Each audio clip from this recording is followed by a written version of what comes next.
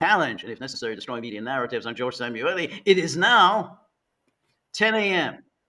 on the east coast of the United States, which means everybody pens down, whatever you're doing, coffee pot down. It's time for the Gaggle live stream. And with me, of course, is co-founder of the Gaggle, Peter Lavelle. So, Peter, how are you? Oh, just covering another war. That's all. Another war. Yep, just another feather in my hat. Okay, Yeah. Another thing I have to cover every single day. So that's right. One of the news sources I go to that I can cover all three and the same. Yes. I was about to say, as we always say, well, nothing much going on today, so I wonder what we're going to talk about, during this live stream. But the one thing that, we talked a great deal yesterday about President Trump and different aspects of it, and Trump really is getting himself into a real box here. He's in Canada now. Doing one of these G7 things, which is always a strange thing. What exactly is this G7? And who cares? But it's this peculiarity of the G7. These aren't the biggest economies in the world anyway. So Italy, Canada. What are they doing there? But anyway, on his way to Canada, he was asked. Let me just say, it was. You got to do the Dana Bash thing. I don't want to let that fly, but go ahead. Right. Yes. And here he is. Here's he is.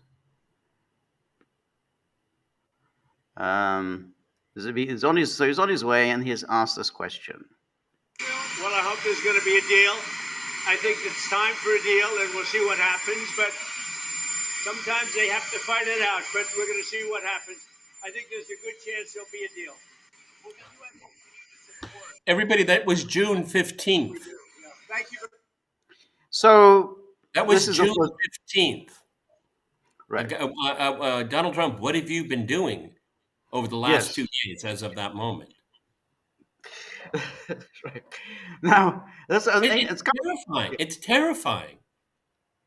Well, it is terrifying. First of all, he says the issue of we're going to be a deal, and this is the theme that he repeated. He sent out this this truth the other day, and then let's take a look. In fact, it was yesterday. He sent this out. Now, let me just find where this is. This is it. And here we have Iran and Israel should make a deal, which is, again, a strange thing for him to do, because Iran and Israel are not involved in any kind of negotiations. There's no negotiations. The United States and Iran were. Right, exactly. So they were the ones negotiating, and where is Israel is just intruded into these negotiations with violence. So it suddenly says, they should make a deal. Any denuclearization deal that Iran may or may not sign, it's not going to sign it with Israel. It's not going to negotiate with Israel as to what level of enrichment, if any, it's going to agree to. So what's Israel doing in all of this? Israel doesn't want to negotiate with Iran. It wants to destroy it, and it tried to do with a preemptive, illegal, unprovoked attack while negotiations were going on. Yes, that's right. And so it says Iran and Israel should make a deal and will make a deal. Will make a deal. Okay. And then he goes off on this very strange ramble, as is Trump's wont, just like I got India and Pakistan to make in that case by using trade with the United States to bring reason, cohesion, and sanity into the talks with two excellent leaders who were able to quickly make a decision and stop. Now, there's really very little comparison with what happened in India and Pakistan. That's maybe his unique Trump interpretation of what happened. Exactly. I don't adhere by. I don't think, George, you do either. As a matter of No, fact, I don't think anybody does. no, I don't think so either.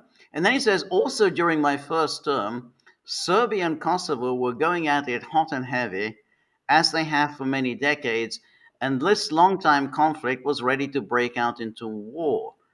I stopped it. Biden has hurt the longer term prospects with some very stupid decision, but I will fix it again. But this is always very strange.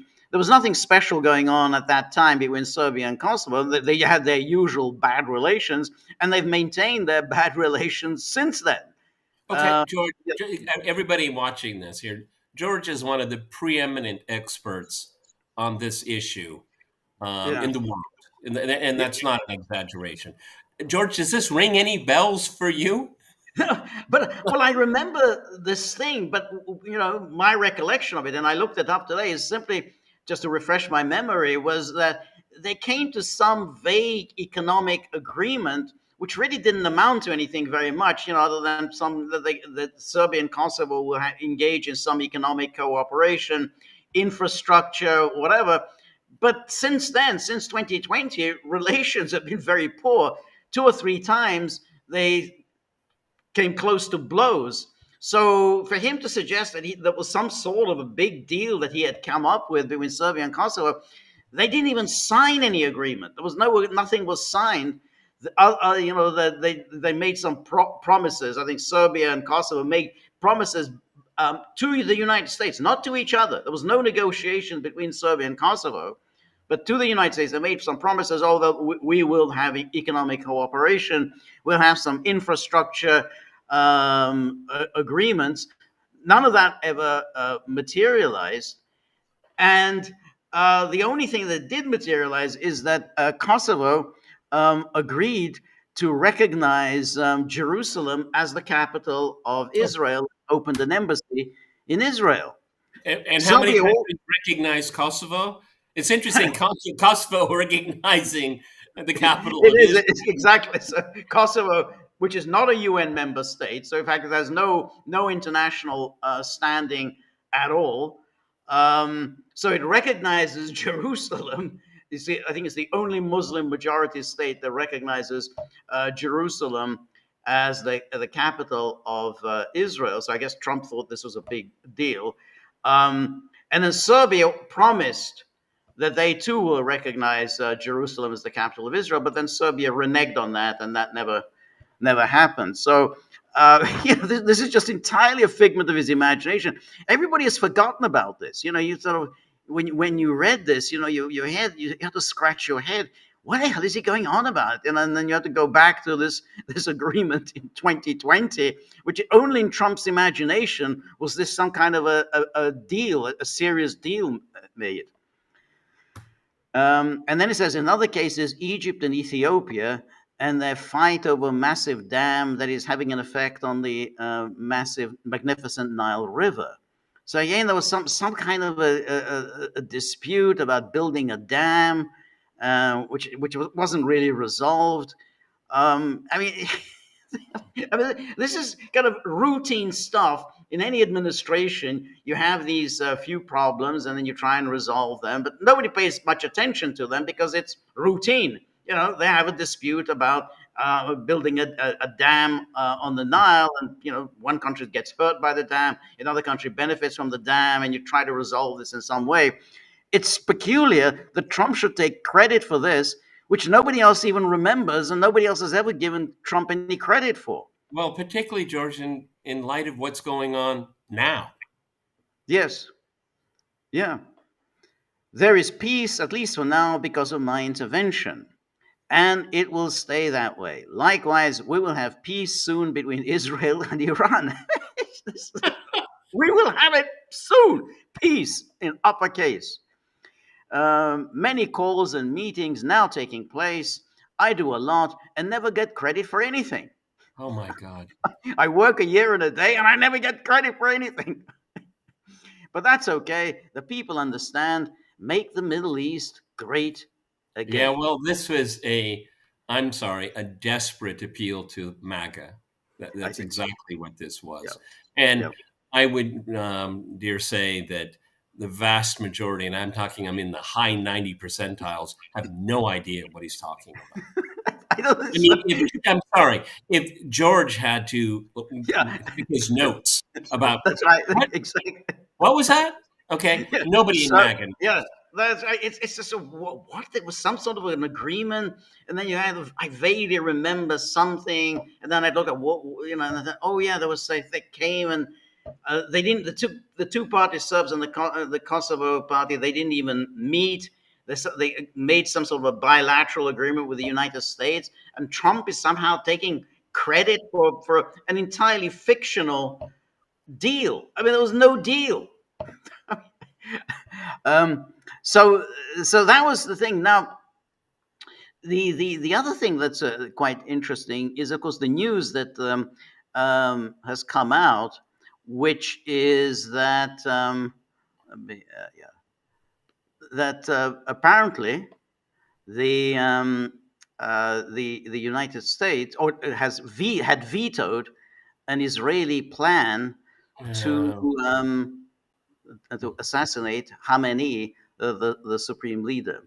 Um, and here, but before we do that, I want to just show this because this is obvious and we all know this, but you know, the Non-Proliferation Treaty. I mean, people bring that up, and nobody actually ever looks at it. It's very, very unambiguous, absolutely unambiguous on what um, is allowed for non-nuclear weapon states.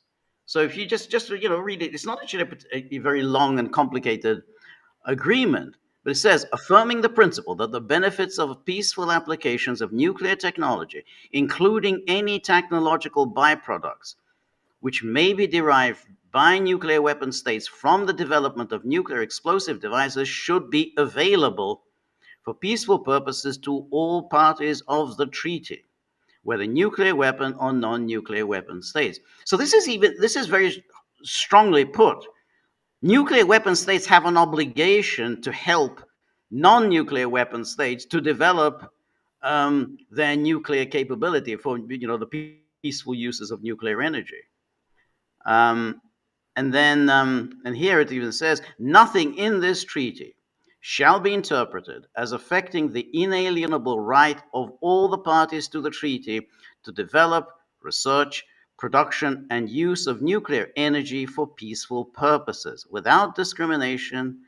And then it says, all the parties to the treaty undertake to facilitate and have the right to participate in the fullest possible exchange of equipment, materials, and scientific and technological information for the peaceful uses of nuclear energies. Parties to the treaty in a position to do so shall also cooperate in contributing alone or together with other states or international organizations to the further development of the applications of nuclear energy for peaceful purposes, especially in the territories of non-nuclear weapon state parties to the treaty. And then also with due consideration for the needs of the developing areas of the world. Now, that is very, very strongly put. Iran is entirely in accordance with international law, entirely in accordance with the, the requirements of the treaty. Who's violating the treaty? Well, Israel, which isn't even a party to the Non-Proliferation Treaty.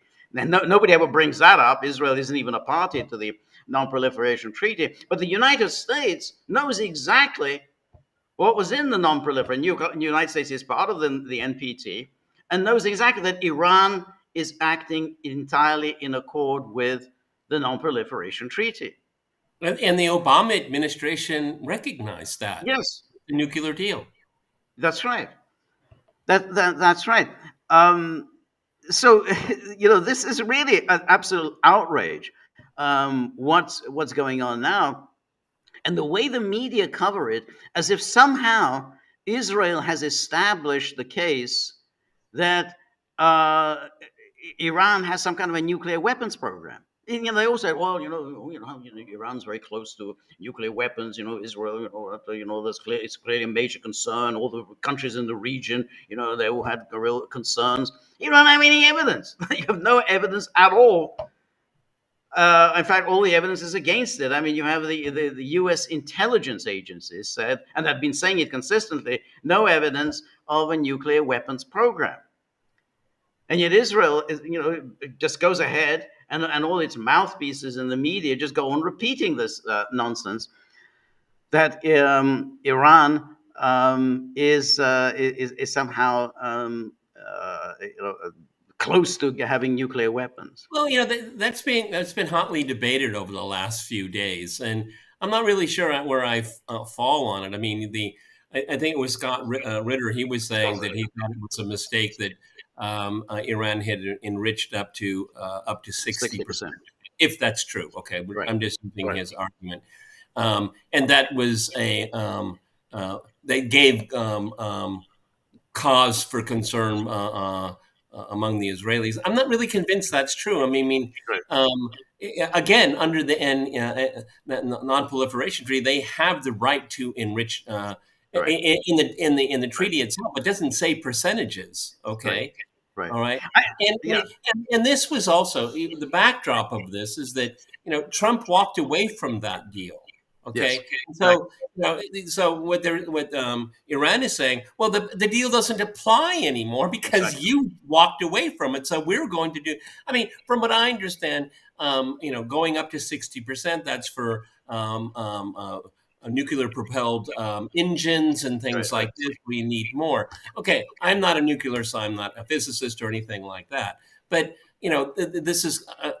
George watches Fox, so we don't have to. I do not watch Fox. No, I don't. I think it would be detrimental to your mental health because I saw like 8 seconds of Sean Hannity, and I think lost. On the quietest days, this guy's a nutcase. Now, I think they must have physicians in his studio because he could collapse. Yes, that's right.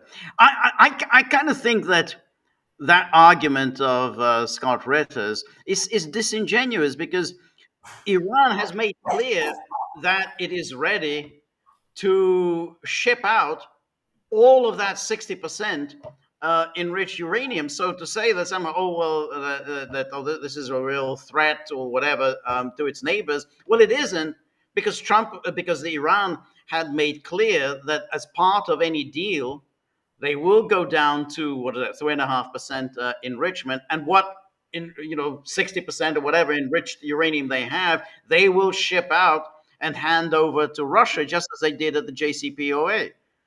Yeah, but let's not spend too much time on this here because this has nothing to do with this. Okay, what happened on Friday the 13th of all days of the year, Friday the 13th, was an attempted regime change. It had nothing to do about nuclear proliferation.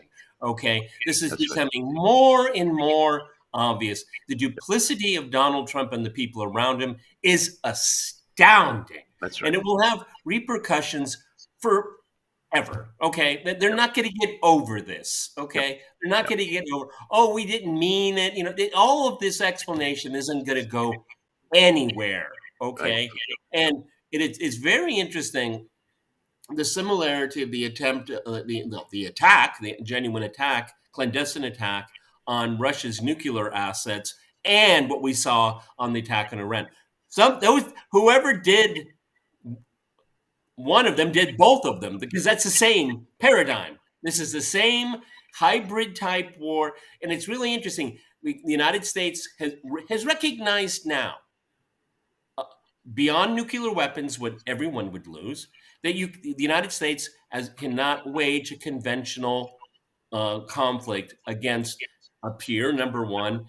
Iran isn't even a near peer, okay? No. It's definitely second tier, okay? And that might be being very generous, okay? Because if you look at the triad, sea, air, and land, they got air, but kind of like half air. I mean, they can fire a lot of missiles. Their defenses can be wobbly, though they turned out to be better than most people expected.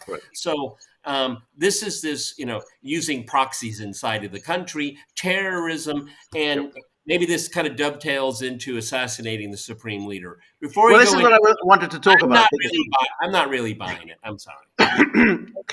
Well, that's a very interesting question because first of all, and just to the non-proliferation. So today, in the Guardian, this is a report, and we have to take this with a bit of a pinch of salt.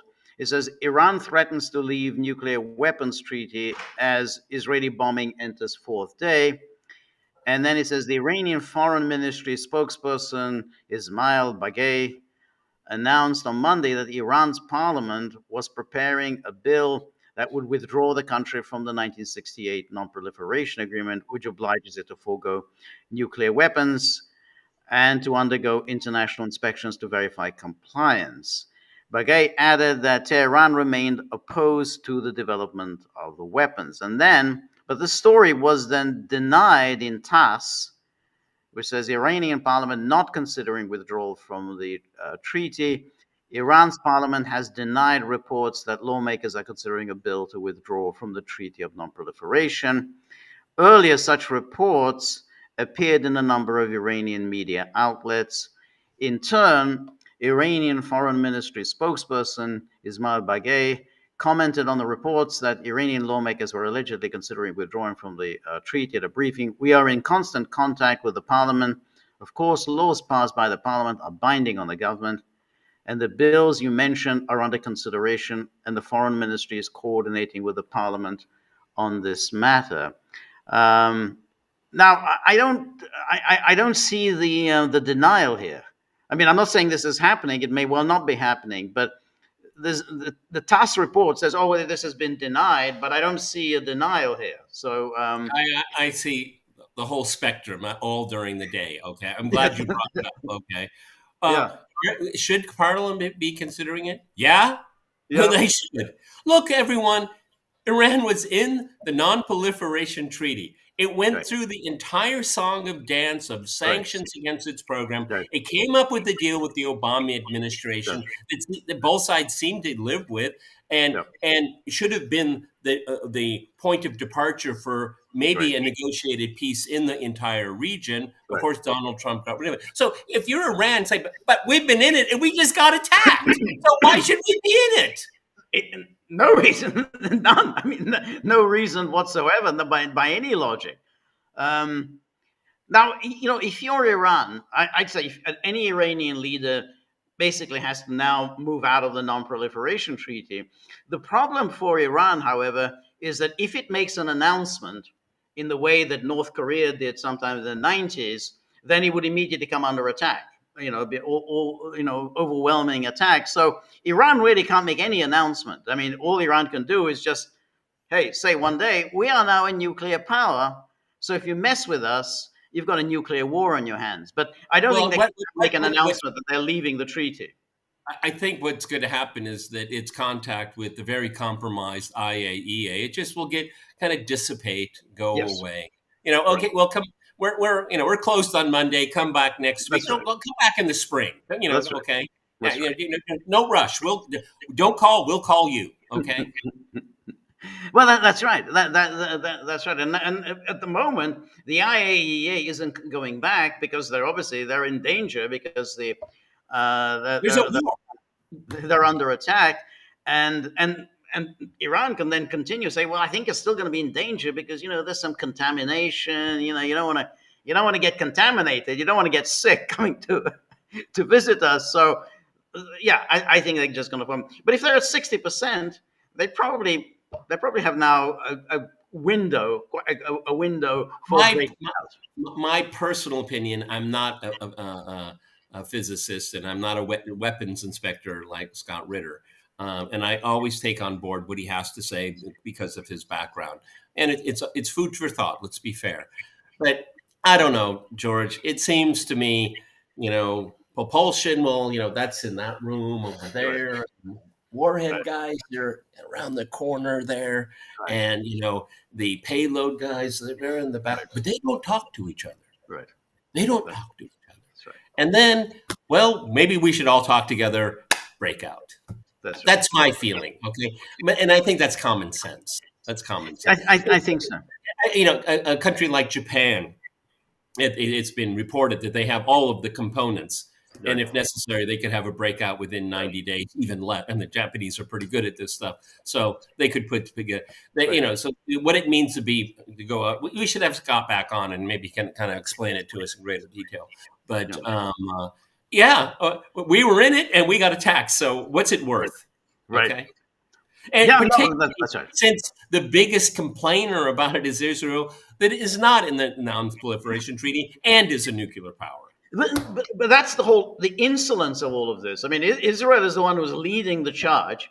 It's the one that's making all the complaints. It's doing all the talking, and everyone else is just following Israel's lead, like the Europeans, the disgusting Europeans, who incidentally played a significant role in all of this. It was they who pushed for that resolution at the IAEA. There was no need for that.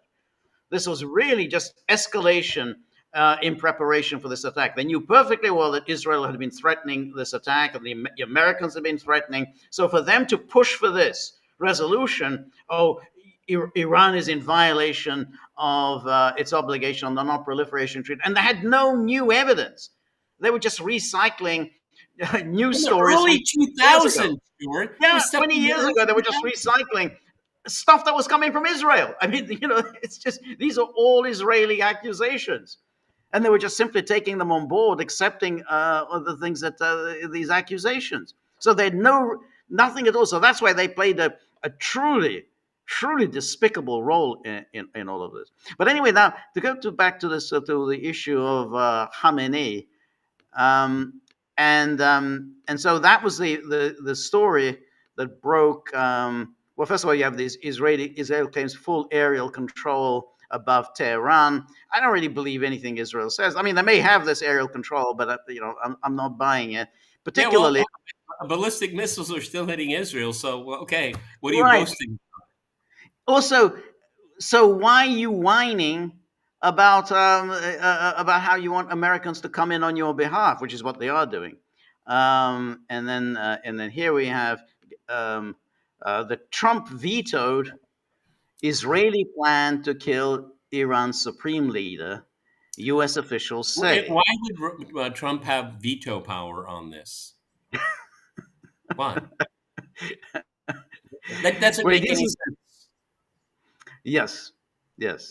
I mean, I tend to think that this is leaks coming from the Trump White House to suggest that somehow Trump is still in control, and that he's not, he's by no means just simply Netanyahu's cat's paw. Yeah, he vetoed the plan. But then says, have the Iranians, then they quote this person, some senior U.S. administration official. And he says, have the Iranians killed an American yet? No. Until they do, we're not even talking about going after the political leadership. Now, I think that's a bizarre thing to say, because even if the Iranians killed an American, it's still disproportionate to go after the political leadership of Iran. That's a big step.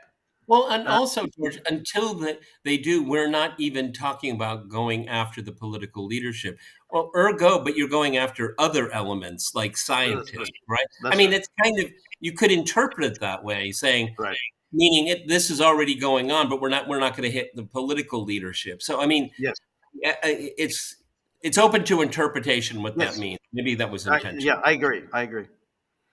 The official, speaking on condition of anonymity, said top U.S. officials have been in constant communication with Israeli officials in the days since Israel launched a massive attack on Iran in a bid to halt its nuclear program.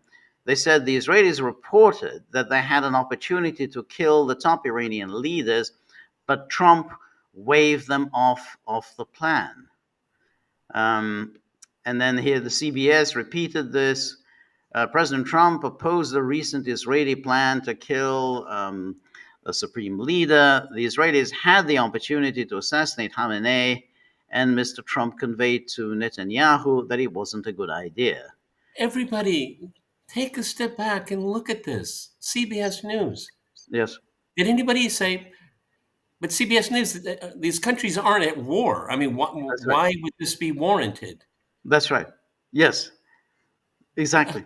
Yeah. They can't see the bigger. They never can see the bigger picture. No.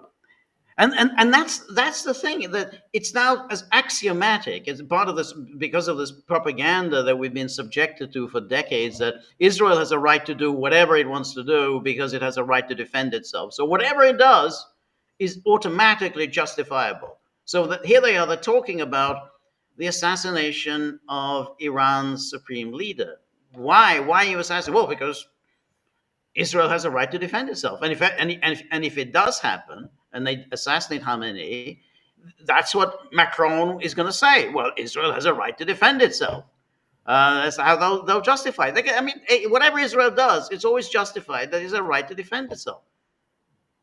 So any country could kill the French president in the name of self-defense? Well, that's the logic. I mean, Macron, I wouldn't go out in public for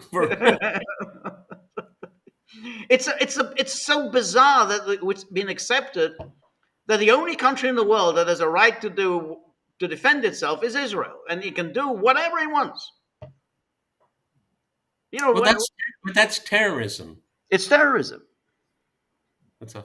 But this is terrorism, and what Israel has done. I mean, this was a completely unprovoked attack. This was totally unprovoked. No, you're absolutely right. I mean, this wasn't like a preemptive strike or anything, right, because we had this entire kabuki theater built up over months. Right. And it seems obvious they thought, well, Iran, it's loosened its grip. It's taken a step back. And of course, living here in Russia, I hear the same things about Iran. It's at its weakest point. Right.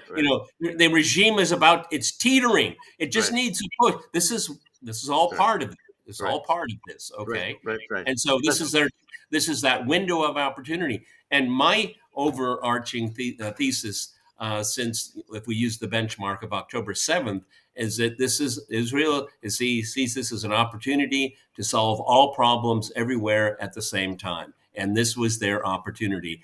And they thought that, and I think it's becoming more and more in focus now, is that they thought that they could pull off a decapitation regime change campaign. And it would be short, precision, having all these other hybrid elements of car bombs and missiles that were clandestinely moved into the country, fired in the country at assets. Okay, I mean, whoever was behind this, it took a lot of work. There's a huge number of moving, plus the propaganda war that's so very important, and it didn't work. It didn't work. So now we have Plan B. So now. So now. Okay. Right. Plan B is to get the United States to come in for Israel. And this is already, Lindsey Graham is already, he's on Fox News. Anyone who interviews him, he says, we got to go in with the bunker buster bombs. The bomb. This is the thing. Because it hasn't worked, despite all the talk, we have complete air superiority. But we now have to get Trump on board. And Netanyahu and all the rest of them figure, well, if we roll Trump once, we're going to roll him again. He agreed to sabotage his own negotiation process. He decided to sabotage his entire presidency. That's right. He did this. Why would he say no to that? And in fact, he hasn't said no. He's getting pushed along, but he hasn't rejected going in. Well, George, I don't know if you saw it because it's just recent, but for some reason, Trump is calling the media himself, and he called Dana Bash over at CNN, and apparently the conditions where she couldn't record it, but it could take notes. Of course, she would. He's one of the arch Zionists on cable TV, and so she calls into CNN. It's a phoner. And Donald Trump, she set it all up. The negotiators that he was working with, he says, they're all dead. They're all dead. Well, Donald Trump, you're admitting to a war crime. Yeah. You're admitting on national television your involvement in a illegal act of war and killing. As far as I know, the negotiators, at least the vast majority of them, were not military people; they were civilians. Right. Okay, I could be wrong about that, but I mean, I think they're The policy. one who was assassinated, the one who was leading the negotiating team, I think he was a civilian. He was an advisor to Khamenei. Yeah. So when people say Trump hasn't decided, I mean, this is what makes it. I mean, he's not calling for de-escalation. As a matter of fact, he brought up the analogy again about Ukraine and Russia need to fight it out like on a Right. Yeah, playground. He conjured that up again. It's just serious. I mean, that's right. But it's still, you were still incredulous that your policy has basically been completely undercut by Netanyahu, and now Netanyahu, having failed to accomplish what he said he could accomplish, because presumably Netanyahu told Trump, "Hey, we're going to get this done, and it's going to be a neat exercise," and Trump seemed to buy into it. But now that he hasn't accomplished it, now we say, "Hey, if you don't come in, essentially Iran has won because we haven't destroyed Iran's nuclear program. So if you don't come in, then hey, this is a victory for Khamenei. It's a victory for Putin. It's a victory for Xi Jinping. You'll be seen as the laughing stock of the world." But you said you wouldn't get in the way. That's right. You're on the Netanyahu train, Yeah, Donald. that's right. That's right. Yeah. So You just can't make this up. yeah, He's absolutely. the president of the United States. Yeah, And in the that's most cavalier way, I won't get in your way. That's right. You think that yeah. the next stage is that now you're going to be the main Yes. actor? No, it will be Donald Trump's war. That's right. It won't Yeah. be Netanyahu's war. It's going to be Yep. Trump's war. That's right. That's right. A Middle East war, the very thing you promised 10 years ago when you first, came down that escalator, the very thing you promised that you would not ever do, which is to get America involved in another Middle East war. So this is the stories about the alleged assassination of Khamenei, and here was something forgotten where. This is Netanyahu. Yeah, so this was Netanyahu during an interview with Fox News' special report with Brett Baer on Sunday. Netanyahu did not directly confirm or deny Reuters reporting when asked about it. There's so many false reports of conversations that never happened, and I'm not going to get into that, he said, but I can tell you, I think we do what we need to do. We will do what we need to do, and I think the United States knows what is good for the United States, and I'm just not going to get into it. An Israeli official told... It sounded like he had his lawyer sitting next to him. Yes. We'll do what we need to do. What is do? Okay. What can you define do in this sentence? Okay. I mean, that is such a lawyered up reaction. It's amazing. Yes, right. That's right. And then here, this is from Axios again. Trump ruled out Israeli assassination, and then over the weekend, made it clear he's against the move. The big picture: White House officials say Trump is still trying to prevent further escalation of the war and resume talks with Iran on a nuclear deal.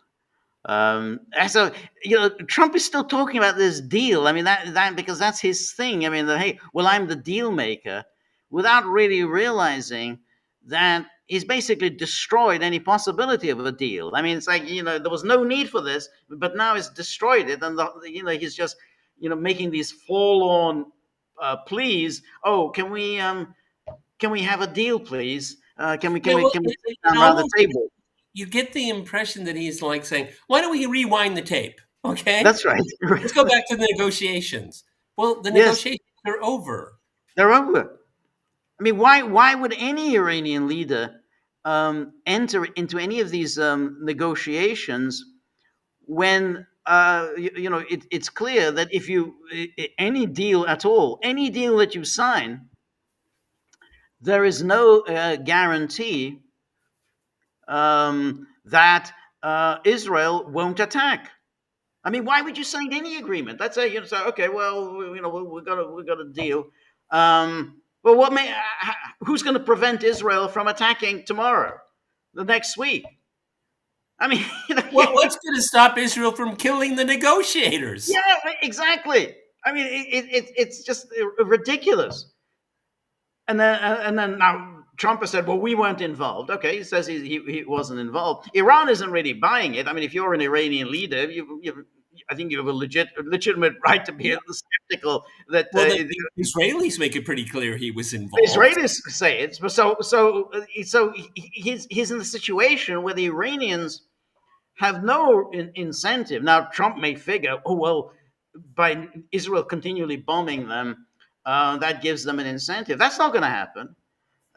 You can keep bombing and bombing; they're still not going to come and deal with you.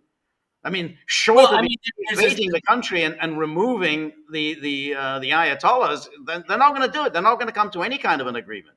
Well, we're getting into kind of an air attrition conflict environment because, according to multiple reports, I want to be very careful because, like George said, I don't believe anything the Israelis say.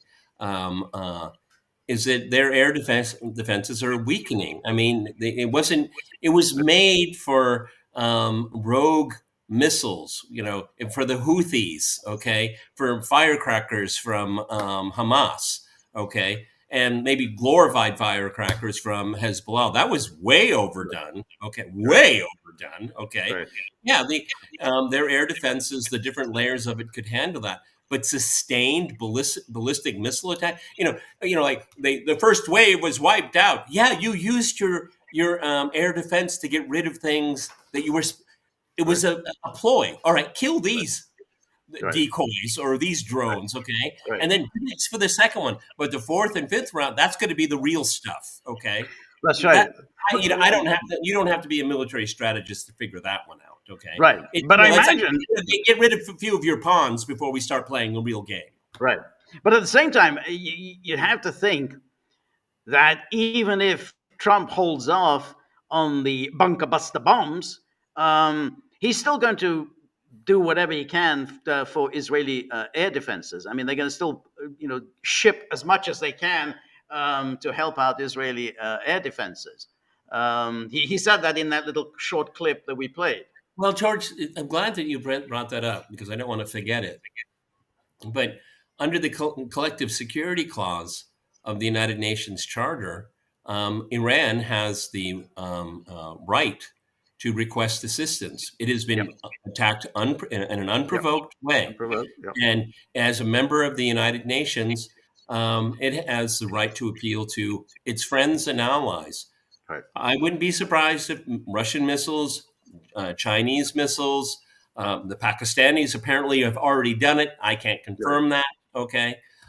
Maybe even North Korea say, we got something we'd like to try out. You want to use it? Okay. Who knows? Okay. But Iran has the right under international law to request assistance. This is what Assad did in 2015. He requested assistance. Okay. And Russia stepped up to the plate. That's a very good point because, of course, yes, it's absolutely within its rights under the United Nations Charter. And if, let's say, China and Pakistan begin delivering missiles and the United States starts interfering with this delivery, then you've got a real serious escalation on your hands. You've got quite a serious conflict on your hands. And again, how dare the Chinese? What has the United States done for 70 years when it comes to Israel? Yes, that's right. How dare the Chinese do? How dare the Russians do it? Right. No, I think this is an absolute moment for China and Pakistan. I mean, I guess in the case of Pakistan, I mean, they're more worried about India, and I don't know how many missiles they have to spare. But certainly, China. It's time for China to step up to the plate, particularly as China relies on Iranian oil imports. So you want to maintain your source of oil supplies. So I think it's absolutely, China should step up to the plate and should provide Iran with a wherewithal for to be able to defend itself. It's clear this is an unprovoked attack in violation of the UN Charter. And because Iran has done nothing wrong. That's your problem. Throughout, it did nothing wrong. Well, one of our favorites, and I don't know if you saw it, it's making the rounds now, but one of our favorites, Professor Morandi, who I came across over 10 years ago, and we've been very close friends for 10 years. We've met a number of times. I overwhelmed with his notoriety now and his and the respect that he garners. But if I could just say, I've been doing this for 10 years with him. Okay. He's been on my program. I can't even count the number of times, but he was on Sky News, and man, did he make short order of that poor little Zionist talking head. Okay. I didn't hear the first part, but I'm assuming that, well, do you believe that Iran will come back to the negotiating table? And he just went, what do you mean? We were at the table. Yeah, exactly. And it's going wildfire all over Twitter right now. Okay. Yeah. We were at the table. In the click say, don't you even have an ounce of integrity? Right. Speaking to Sky News, do you have an ounce of integrity? Right. That's right. That's right. That's right. But they were at the table. They were agreeing with the JCPOA. They were following with the requirements of the JCPOA. Anyway, I want to just go back to this, where it says here that this is still with this Khamenei, and then we have the Trump administration has so far distanced itself from Israel's operation and argued that it would be illegitimate for Iran to retaliate by striking U.S. targets. Now, the Iranians have been very shrewd.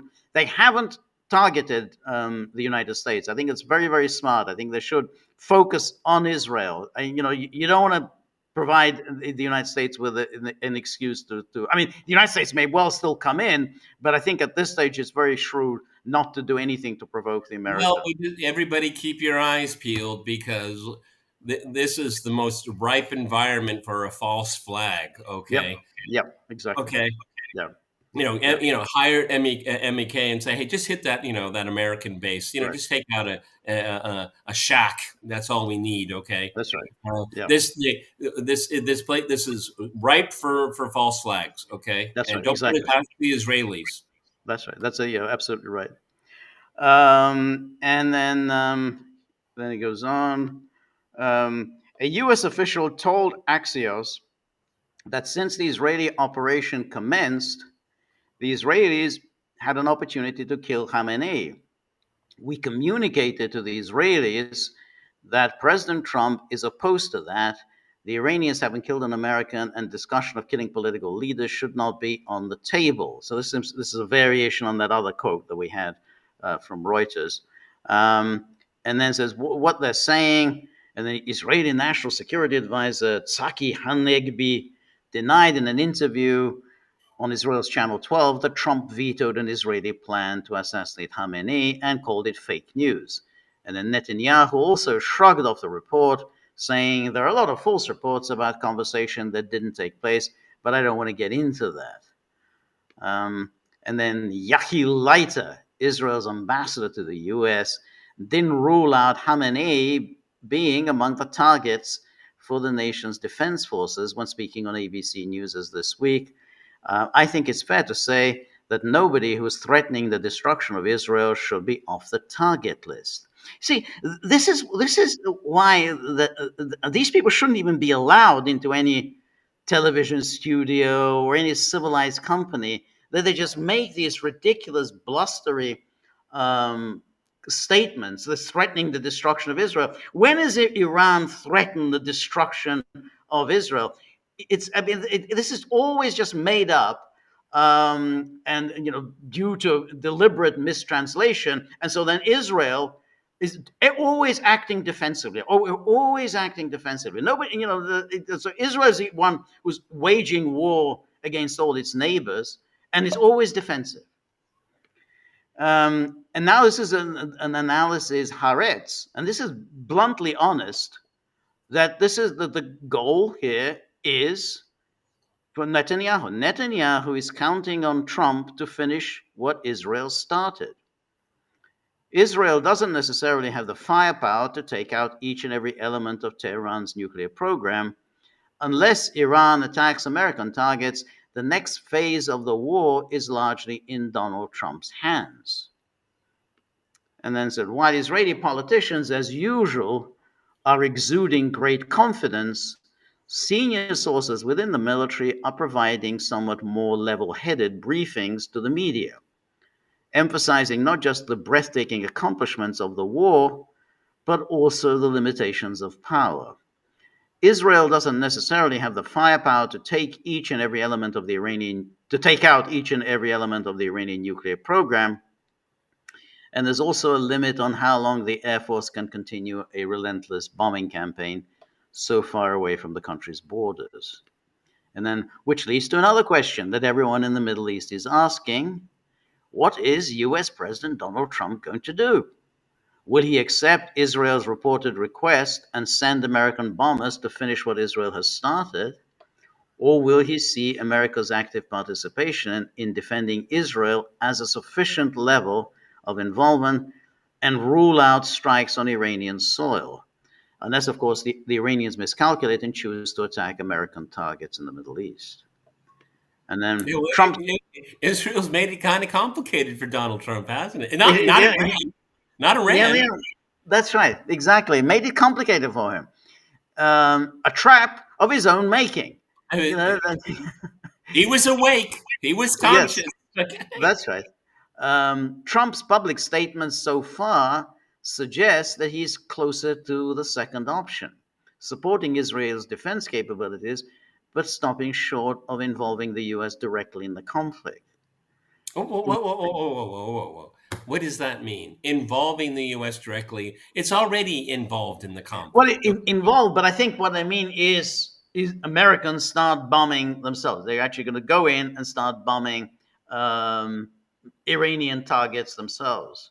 But this is compound that bad the bad decision. But this is what Lindsey Graham and all the rest of them, all the Mark Levin, are now telling him. Hey, if you don't do it, you will have failed. You failed. You haven't taken out Iran's nuclear program. And do you know what's going to happen now? Iran is going to walk out from the non-proliferation treaty. So it's going to be much worse than it was. Well, they're going to do that anyway. And anyway, Mark Levin and Lindsey Graham, Israel lost. Yes, of course. Yes. They lost. Yeah, absolutely. They wanted this. They kicked it off. They, through every form of deception, brought this about. They hoodwinked Donald Trump. Maybe that's not hard to do, apparently. Okay. Well, here we are. It didn't work. Okay. So you're going to have to come to terms. You know what? You're going to have to negotiate the terms with the Iranians this time. Okay. But we reserve the place at Istanbul. Maybe, Erdogan will, serve up some drinks and you guys can hash it out. That's the way it should be. But this is really... And that will save Donald Trump's presidency. This is all completely correct. But that's not the argument that will prevail over Donald Trump. It's not going to happen, of course. Right, because what they're going to tell Trump is, just as I said, hey, if you don't go in and finish the job, Iran will have won.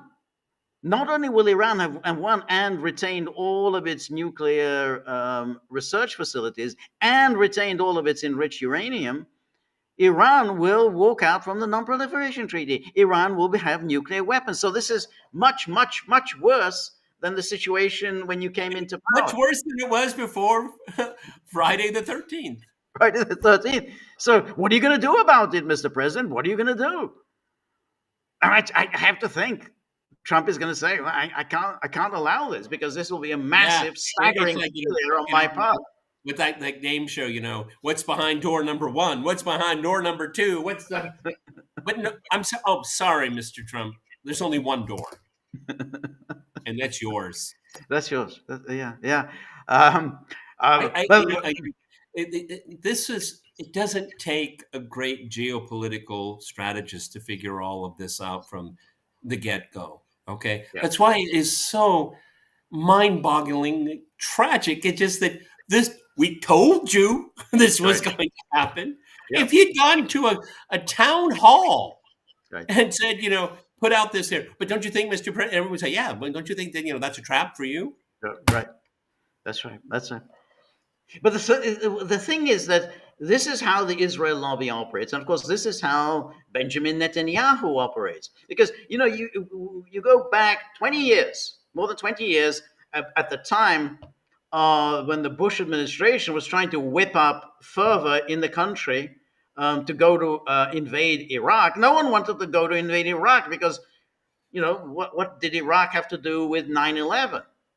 So they had to really gin up the propaganda machine, and Netanyahu played a crucial role. He testified before Congress and did all the same, everything Saddam was saying, huge danger to every country, he's close to having nuclear weapons and all of that. You're describing an article that David Ignatius wrote over the last. That's right, exactly. Are you confusing the two, or they're the same one? That's right, exactly. Same one. It's the same article. That's right. Jeffrey Goldberg. He wrote that. He won a prize, I think, for that article for the Al Qaeda, the Saddam Al Qaeda connection. And Netanyahu did this incidentally with Gulf War, the first Gulf War. He was back then.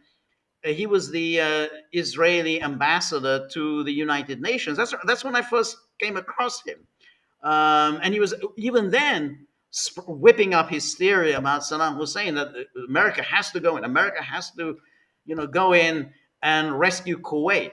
Because it's Kuwait today, Saudi Arabia tomorrow, and then of course Israel. He's a master of doing this. But we've all known that he's a master of this. The question is, how did Trump get himself into this situation? So particularly since that was his marquee right. Campaigning message. Yes. So what is it, George? Is he just a fraud?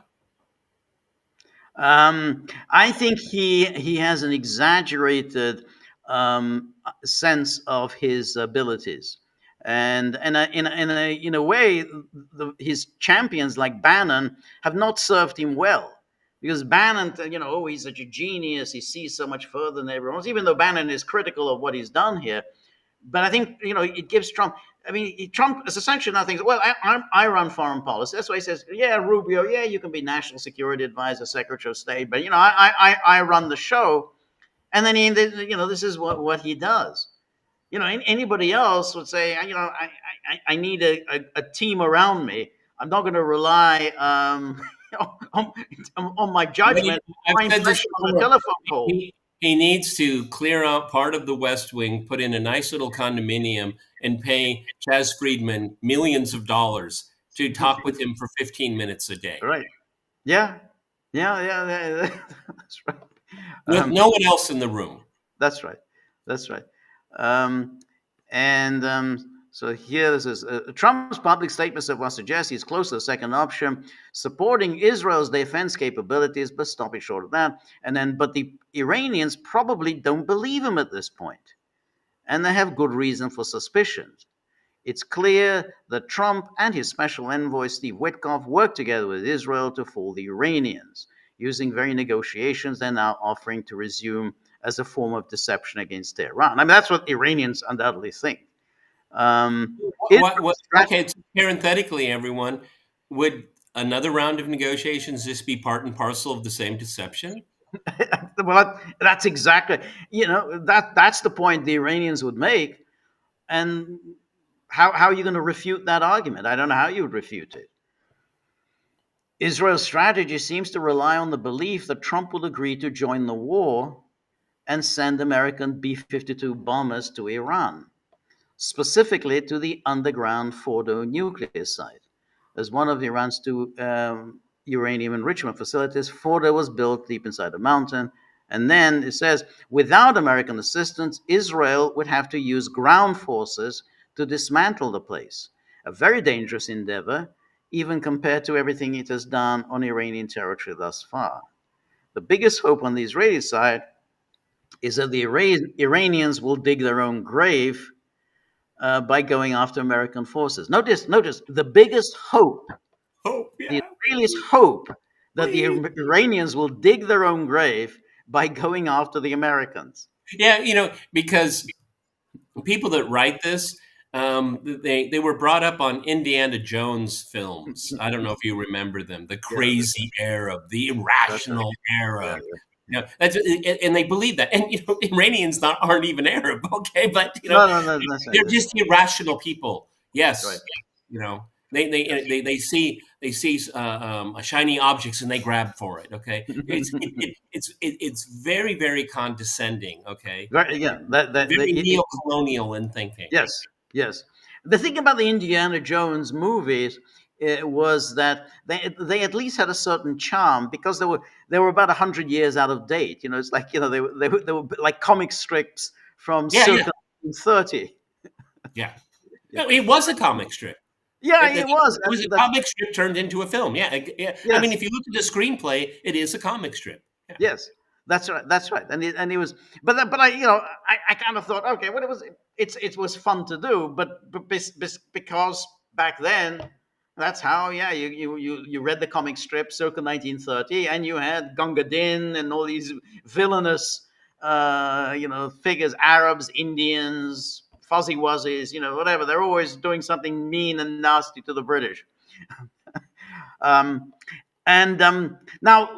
So we were saying earlier about this meeting in Canada today. This is the G7, and Hey, Donald, what's new? hey, Donald, what's new? And Ursula von der Leyen. Why is she there? She's always there. Is she part of the G7? What country? She's always there. She's part of the G7. I mean, she always shows up at all these big conferences. Exactly what country? And here she sent out this tweet. Just spoke with Prime Minister Netanyahu. We are following developments in the Middle East with deep concern. I reiterated our commitment to peace, stability, and diplomatic efforts leading to de-escalation. In this context, I underline that Israel has the right to defend itself. That's it. Never lose the cliche. Always have that cliche front and center. Iran is the main source of regional instability. God, it's so 1980s, 80s. It's so 1980s. Yeah. Like her haircut. Yeah. So Israel attacks Iran. And Iran is the source of regional instability. Israel attacks Iran while the United States and Iran are in negotiations. That's right. Exactly. In the middle of negotiations. Yeah. And then she says, Europe has always been clear. Iran can never acquire a nuclear weapon. There is an urgent need for a negotiated solution, which is what was going on in in Oman. There was an attempt at a negotiated solution. And Iran can never acquire a nuclear weapon. Well, Iran has said we're not. I mean, there's no point in repeating it, but it's only worth repeating because these people continually repeat these lies and persuading the public that Iran was on the brink of having a nuclear weapon. Well, they've been on the brink of having a nuclear weapon. I thought it was 95. Is it 93? 92, apparently, yeah. 92, apparently. Yeah, that's right, 92. So it's more than 30 years now. Yeah. We have consistently voiced strong concerns about Iran's nuclear and ballistic missile programs. The same missiles indiscriminately hitting cities, not only in Israel, but also in Ukraine. Twofer. A twofer. Indiscriminate. They're indiscriminate. You just made that up. That's indiscriminate. How many people have been killed in Israel? How many people have been killed in Iran? Just compare the numbers. Well, if we're going to use the indiscriminate, what about Gaza? Exactly. And then she said, we also discussed Gaza. Well, I can't wait to find out what is Ursula von der Leyen's view on Gaza. The humanitarian situation in Gaza is unacceptable. I reiterated our urgent call to allow all humanitarian aid to reach civilians in need immediately. And I'm sure when you talk to Bibi, he heeded your call and said, right, I'm on it. I'm going to make sure all humanitarian aid reaches all civilians in need immediately. The resumption of the ceasefire and the immediate release of the hostages so that a permanent end of the hostilities can be finally achieved is a must. Is a must. And then Kaya Kallas, haven't heard her, spoke with the Iranian Foreign Minister Araghchi. Well, that was you spoke to him. That's good. Risk of further escalation in the region is dangerously high. Diplomacy must prevail. The EU has always been clear Iran must never be allowed to acquire a nuclear weapon. Only diplomacy can lead to a lasting solution. The EU is. Yeah, I have this really strong feeling that he was told that she's on the phone. Okay, give me the phone. And then he just put it on his desk and probably went for a leak. And then he still heard the squeaky noise. Thank you for calling. Okay. Thank you for your attention. Thank you. So now, what's interesting is again the Kaya Kallas. Her view is kind of opposite. You remember, whenever the issue of diplomacy arises on Ukraine, she never wants diplomacy. Always. We need to get tough. Putin only understands the language of force. That's it. That's it. So here they're making these pathetic attempts. Oh yeah, we want a negotiated solution. They are worried about energy prices. I mean, I think that this is the reason why they're getting nervous. Oh yeah. Starting on Saturday morning, I put a tab on my browser, and so in the corner I just have the world oil prices glittering. Red light. It's green. Okay, it's on all the time. Okay, on my other computer. Okay. Well, but is it whichever? That was a surprise. It's a real shocker because, of course, if this is going to go on for some time, and it's looking like Israel is not planning to stop anytime soon.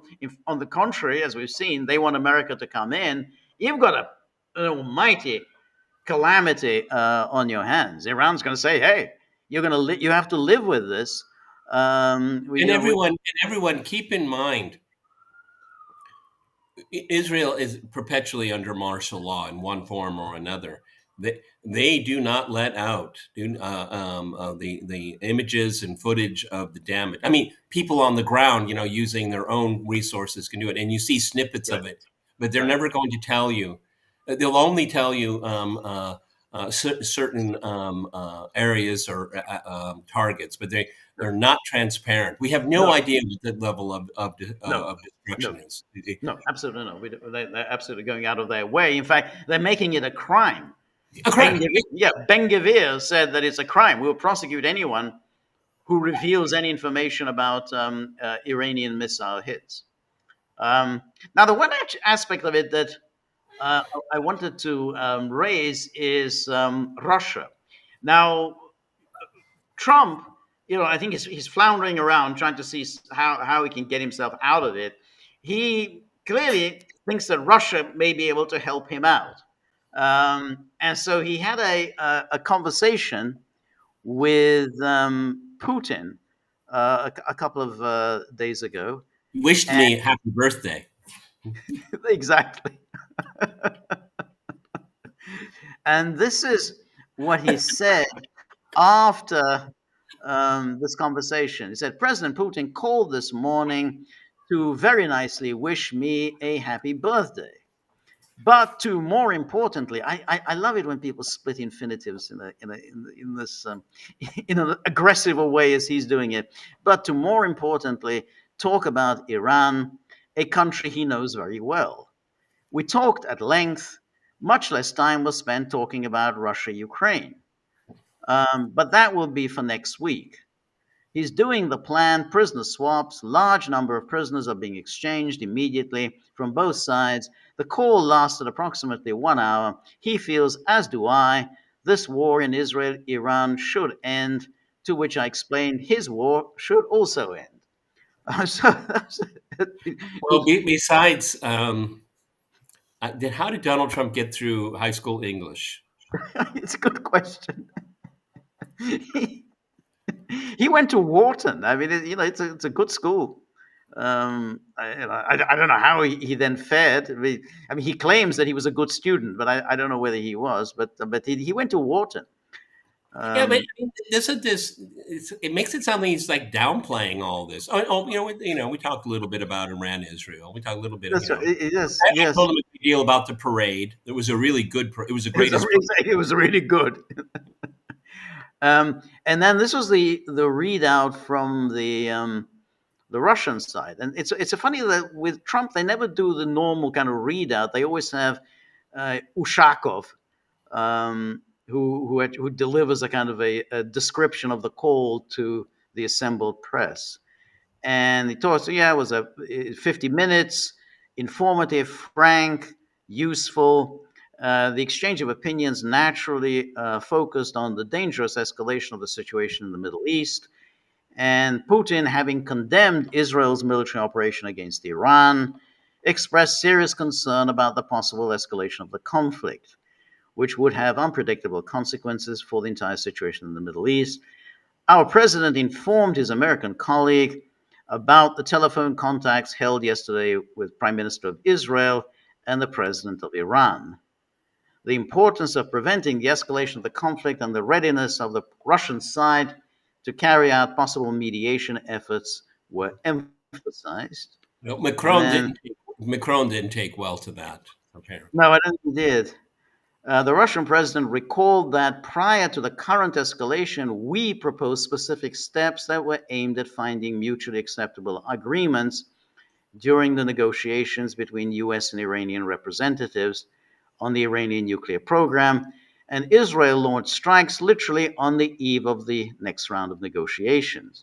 Russia's principled approach and interest in the settlement remains unchanged, and then, as Putin noted, we will continue to act based on this. Now, why I think this may be interesting is if Trump does try to get himself out of this, and he tries to secure Russian help. I'm not sure what Russia can do at this stage because Iran is, I think it's a red line for them, and they're not going to give up on enrichment. And this is now, Trump has embraced this absolutist position on enrichment. But if Trump does, he wants Russian help, then you'd have to think Russia will say, well, okay, we'll do what we can. We want some help from you. I mean, it has to be quid pro quo. I mean, because and also help from us. As I started out earlier in the beginning, is that we're seeing this a very similar a covert paradigm. The attack on the Russians' nuclear assets and Israel's unprovoked attack on Iran. I mean, the Iranians can also validly, I would say, is that why should we stop now for Israel to do this in 6 months' time? Yeah, exactly. Do it all over again. Exactly. Because at the very minimum, Iran would demand security guarantees from the United States. It basically say, that means if Israel attacks us again, you're going to come in. You help us out. Yeah, you help us out. Exactly. That's the minimum. If you're an Iranian negotiator, say, yeah, okay, fine, we'll agree. But then you come in on our side against Israel. And since the United States isn't going to come in to fight a war against Israel, that's the thing. What Trump did, he completely undercut his negotiating position. He just doesn't have any leg to stand on. I mean, he can provide no incentives at all for Iran other than, well, we'll just continue these attacks. And George, so flirting with the idea of Russian help mediation, and in the same, out of the other side of his mouth is, we might be intervening on the side of Israel. Yes, makes that. That's right. How Yeah, do you? it's yeah, it's just an extraordinary for him to undercut his negotiating position in this way. It's I don't know, it's truly amazing. Anyway, let's take a look at some of the comments I on wonder. our. I wonder if Marco's looking for a job. Marco, I want you to get involved in negotiations. No, then no one's going to talk to me. No Yes, one. Mr. that's Trump, right. Mr. President, you don't even talk to me anymore. That's right. I think Marco is in a very good position. Oh He's yeah. gonna he's like, hey, you know, I was loyal. A lot of people were suspicious of me. They didn't think I was going to be loyal. I've been loyal. It's Trump himself who undercut his own America First agenda. I Okay. stuck to the American First agenda. We need to go to some of the questions on the local page. Okay. Exactly. But George, just real quick comment. What did you think of Trump saying, "I defined what America First means"? It's I think it's again he's he has having an exaggerated view of his own abilities and of his own historical significance. He says, I define this. Yeah, but the path was cleared for you by people such as Tucker Carlson, by people such as Steve Bannon. Without them doing it for you, America First wouldn't be America First. So yeah, he says, this is what they said. Yeah, I'm defining it. Well, to be honest, Pat Buchanan was the one who defined it. He blazed the trail for Trump, and Yeah. at the time, incidentally, when Trump was calling Buchanan a fascist, people have forgotten that back Well, in I mean, that's when Trump was a Democrat. That's right, but that was in 2000 when both Trump and Pat Buchanan were trying to get Ross Perot's party's nomination, whatever it was called. I think it was called the Reform Party. Trump essentially went after Buchanan and called him a fascist. And Trump had to ask for Buchanan's forgiveness. He went, had to go cap in hand to Buchanan for Buchanan to forgive him for all this, for calling him a fascist. Anyway, we have Shopronka says, I have no doubt Trump knew Israel would strike Iran on the day after he had abandoned nuclear talks, day 61. It's interesting that day 60 was when 140 states in the General Assembly adopted the Gaza ceasefire resolution. When Danny Danan, something his vituperative way through stakeout on day 60, maybe he already knew Danny Donnan. Okay, so you're talking about Trump. He already knew what was coming. I don't know. It's very hard to know what Trump knew. But he said, I know everything. I know everything. I know he says, everything. I know everything. But we simply don't know exactly what Netanyahu said to him and what he understood Netanyahu to say to him. Because when he gave that news conference on that day after he had spoken to Netanyahu, he didn't seem aware that this attack really was just a few days away. He still say, well, I'm still hopeful, and he was saying an Israeli attack would not be helpful to the negotiations. Well, maybe it will be, but it won't be helpful. So I don't think Trump is not a 5D chess player. He's not a poker player. So I just don't think he knew at that stage exactly. Yeah, I mean, it's becoming academic now. We are where we are. Okay. Yeah. I agree. I agree. I mean, it's just interesting from the perspective of historians because we're kind of creating history here. At some point, historians will be writing about the diplomacy that led to this crisis. So anyway, DJ, chipped in a little bit for the dogs because the dogs are going hungry. No sausages, nothing. It's a hard life for the dogs. So thank you very much. How bad it is. Let me show you how. Apple went into the bathroom and stole my toilet paper. Okay. You see, this is what happened. They're in a bad way. And then Real Peter Nolan says, in principle, Israel does not assassinate political leaders. They just do it in fact. Yes. And DJ says, counting, yes, God, it's terrible, terrible. Counting the days to Israel going nuclear. Note, I have 10 fingers and toes. Now, the thing is about the Khamenei is that what I was going to say when we were looking at those stories is, well, Trump, let's say we take it at face value. Trump vetoed the plan to kill Khamenei. What happens when Israel does kill Khamenei? What does the United States do then? I mean, the stories are that you told Israel not to kill Khamenei, and then they kill Khamenei. Well, what does the United States do then? Just simply say, well, Israel has a right to defend itself. I don't know what we were against the idea. Sorry, we were against it. But what else are do you? say? Okay. But are you going to take any measures against Israel for having conducted this political assassination? Probably not. I would have thought. And then it says, and then DJ says Israel is just exercising its right to defend itself against diplomacy. Yeah, that's true. Ooh, that's a good. Yeah, That's a good. that's right, exactly. Trump is a TikTok dough kind of person. So this is the thing that when you say these things, and this happened during the Biden years. Well, we told Israel that Israel is not to go into Rafah. We told Israel that he's got to let in humanitarian aid. Israel doesn't do any of those things. You make it clear that you've asked Israel to do this, and then Israel says, "Well, we're just not going to do it," and that's all there is to it. And then there's no. Well, is there a punishment at the end of it? I mean, are you going to make Israel pay for having defied you in this way? Well, no, you're not. Well, what's interesting here, something that we've never really faced. When we look at 67, 73, that's when last times Israel was under existential threat. Now we have now. This is the first time since 1973. What does a strategic defeat for Israel mean, George? Right. You see, to me, how do you end this?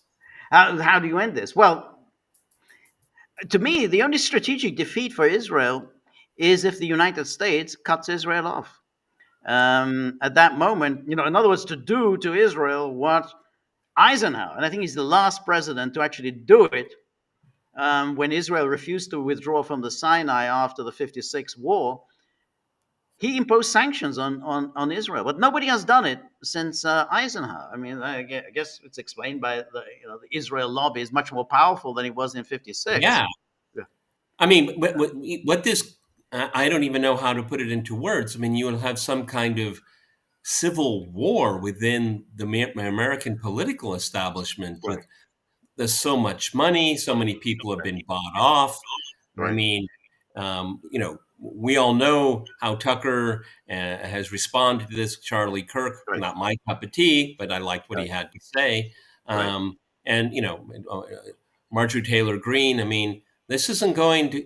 This is ending very badly. I mean, not only is Trump's presidency at stake, the MAGA movement is at stake here, Right. and then America's position in the world is extremely tarnished by all of this. And then, Israel, what happens to Israel? Right. I mean, Right. for the bombs to stop, you have to get out of Gaza. I mean, you have to declare as a nuclear power. I mean, Right. I don't know, because we've never thought about it. No, that's right. That's why I think that the next step will be a huge amount of pressure, and I'm sure it's already coming, huge amount of pressure on Trump to join Israel in these attacks on Iran.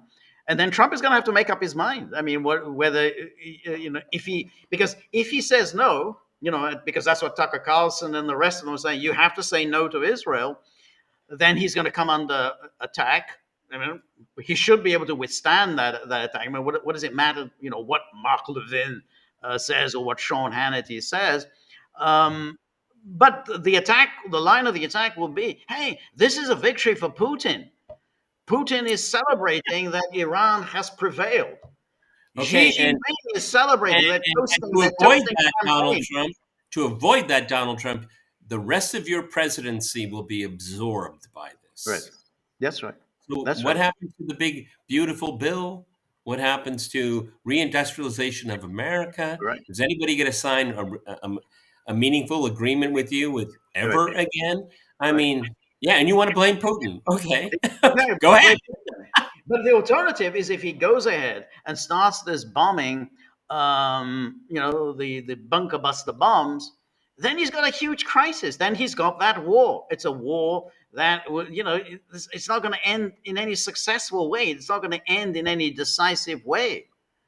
And yeah, that's going to it's going to consume his presidency. Because it's going to go on and on and on, and it's going to have all sorts of ripple effects throughout the Middle East. Uh, and, it's just terrible. That's why I think he's hoping, that Putin is going to help him out. That somehow Putin's going to do something, is going to negotiate something or other with Iran. But I don't see Putin can't deliver for him any more than what he himself could have got in the negotiations in Oman. No, the Russians have done as much as they possibly can. If Iran asks for assistance, Russia is not obligated. Well, it does have a security agreement with Iran.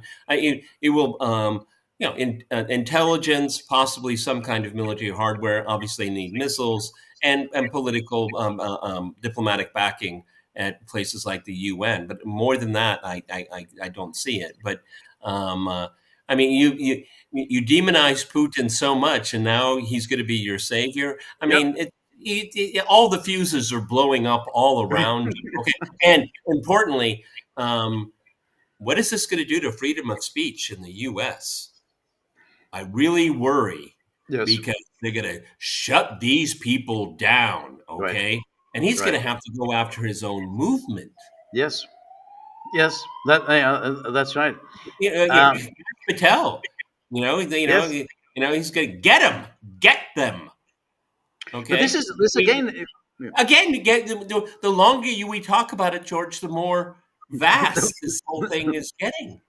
Yes, I think so, and particularly because not only there's going to be pressure to hit them with the bunker buster bombs, but there's going to be pressure. Hey, you've got to seize the ships, the Iranian ships, transporting oil to China, because hey, that's their source of revenue. You've got to hit them there. You start embarking on that course, which is seizing oil tankers in international waters. You've got a real problem on your hands. Well, the Chinese, their shipbuilding capacity is enormous, and it has been for a long time.